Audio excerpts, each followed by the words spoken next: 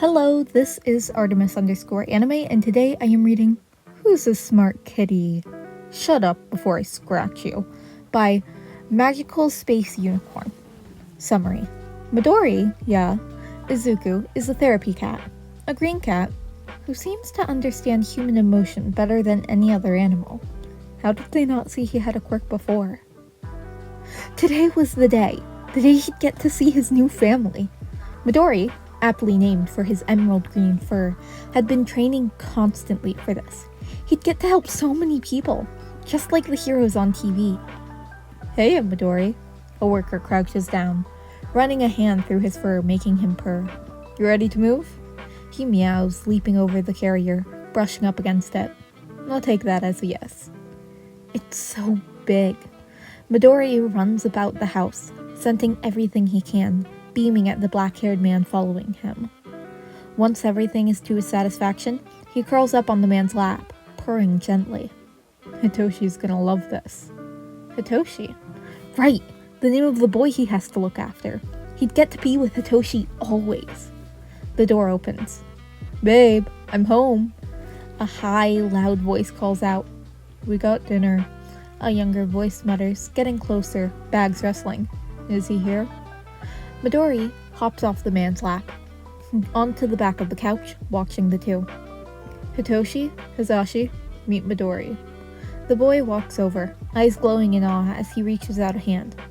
He hesitates halfway, and Midori has to purr and nudge his hand to get him to do what he wanted. Whoa. Hi, Midori. I'm Hitoshi. We'll be looking after each other from now on, okay? Meow. His purrs increase in pitch.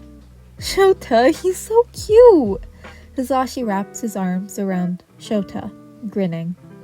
Meow. Is he agreeing with me, or asking for attention? Hisashi steps closer. Midori stays seated, tail curling around himself. It's nice and warm here, and the pets are so good. Maybe a nap wouldn't be so bad. Alright, we're going shopping. Hitoshi crouches in front of Midori. This is a test, for both of us. Meow. Midori stands, stretching and unhinging his jaw in a yawn, before walking over to the cupboard with his leash. How do you actually understand me? I didn't even say walk. Midori looks back at the boy, tilting his head. Aren't all animals this smart? Like dogs? They know how to do things like shake. Not that he'd ever lower himself to such a disgrace of his species like that. He's still a cat, after all. One of the proudest species. Oh well. Hitoshi takes the leash out of the cupboard, gently clipping it onto Midori's collar, followed by the coat signaling his status. The two step outside, Midori bouncing in a light walk beside his owner. It takes them a while before they reach the store, but that's okay, because there's no human interaction yet. But once inside the store, it's inevitable that they'll have to speak to someone. Even with self-checkouts, there are still complications. So Shinzo grabs a bag, takes a deep breath, and begins walking, collecting items. He's stopped 5 minutes in by a complete stranger. Not even a worker, but a customer. You're not allowed pets in here. Midori moves to stand in front of Shinzo, setting a wall between the two humans. He's not a pet. Yeah, it is. It's a fucking cat. Midori can sense Hizoshi's anxiety curling up around his feet, grounding him. Shinzo shoots him a quick smile. This is my support animal. I'm allowed him in stores. And he's non-shedding, so you don't need to worry about allergies. If you'll excuse us. Midori stands again, leading the way through the small crowd. Thank you. Shinzo pets the cat lying on his school desk, and the first day of UA, smiling. Midori purrs, eyes shut with how comfortable he is. He doesn't know where he is, exactly, but he knows that Shinzo is there, and he has a job, and that's all he really needs.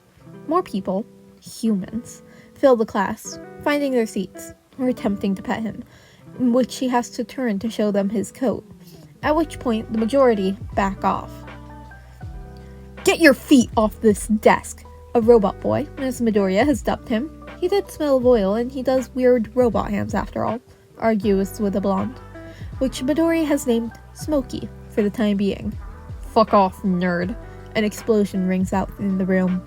Midori's there in a second, sitting on Smokey's head, hanging a paw nails out in front of his eyes. The fuck? Why is this stupid cat on me? Smokey tries to move him, and he does move. Just onto the hand this time. The same paw settled in the middle of Smokey's hand, ready to cut should he use the quirk again. Sorry. Hitoshi runs over. Midori usually like this. Meow. He huffs, glaring at Smokey again. Midori, Aizawa's voice calls him. Off the boy, please. Meow. He whines as he obliges, stepping off the desk with grace. Thank you. Who are you? Bolt. The boy with the bolt in his hair raises his hand. I am your homeroom teacher. Aizawa sighs, writing his name on the board. Shota Aizawa, or Pro Hero Eraserhead. Never heard of him. Midori stares at the board. Chalkboard. Teacher. Homeroom. He's in a school! Midori runs to Shinzo's bag, pulling it open with a paw and uses his mouth, dragging out a pen and textbooks from it. He uses all his might to get them up onto the desk, before using his head to nudge the book open to the first page, lifting up the pen in his mouth to write. The class all stare. Shinzo looks up at Aizawa. Did you teach him to do that? 'Cause I didn't. I didn't either. No one did. Midori scribbles out, letter by letter. Did you just write? Of course I did, silly human. It's human. Human. Shinzo clears his throat awkwardly. When did you learn to write? Mans. Write lots. I watch. Always watch. That's not creepy. Cats always watch. Like to know. Okay then. Aizawa walks over, staring at the paper. We should get him to Nezu. Nezu is Stoat Hero, yes? Yeah, he is the animal principal. Midori curls up on his owner's lap in the unfamiliar room, glancing around. Your cat, bro? Nezu raises an eyebrow, suspicious. Shinzo nods. Aizawa slides over the paper Midori had been writing on. He only knows capitals, though, and it's surprisingly readable for someone writing with their mouth. Nezu traces the letters with a finger. Midori? Meow. The cat looks up. Do you know Japanese? How to speak it? Midori tilts his head. Human language. When your family speaks, then. Oh! He nods. You can speak it? Like we can? He nods again. Would you mind showing us? Hello. Midori purrs out, proud of himself. I'm Midori. Our cat fucking spoke. Oh my fucking god. Not like speak?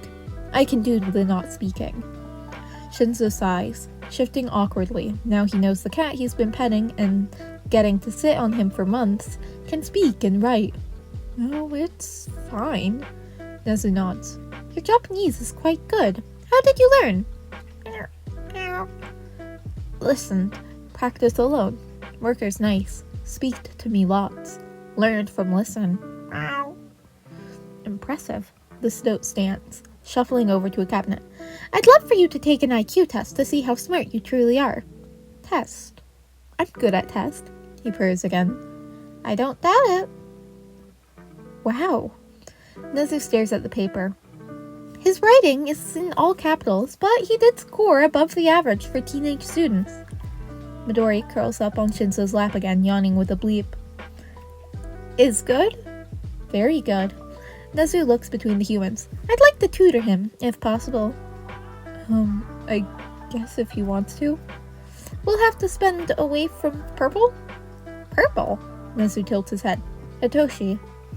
Oh, yes, you'd have to separate classes. Then no. Midori nuzzles. Stay with Purple. Perhaps we should get you your own desk in his class, then. Nezu turns to the computer on his desk. You'd be able to stay with Shinzo and learn. Yes! Learn! Like Purple. Midori purls. By the next day, Izuku had his own seat, right by Shinzo. He was the top of his class academically, too, and got lots of pets from the classes whenever he did really well. He likes pets. Not Smokey's, though, or Sparkly's. Sparkly keeps trying to cover him in glitter. Bolt and Coda are especially good at it, though. He'd taken it upon himself to cheer up the class whenever possible, but still stay in the same room as Shinzo. He may be smart, but that doesn't mean he's an asshole. He'll keep doing his job. And if both Hitoshi and Midori end up snuggling every night, exhausted from the day's work, then that's no one's business but the two parents who caught the pictures. And that was Who's a Smart Kitty? Shut Up Before I Scratch You by Magical Space Unicorn. So for this fic, I didn't ask explicitly for this fic for permission. However, earlier when I was asking about one of their last fics, they did say I was allowed to podfic more of their works. Please do go check out this author. Their work is amazing and I love the things they write. Thank you all for listening and I will see you next time. Sorry for all my delays in posting. Bye!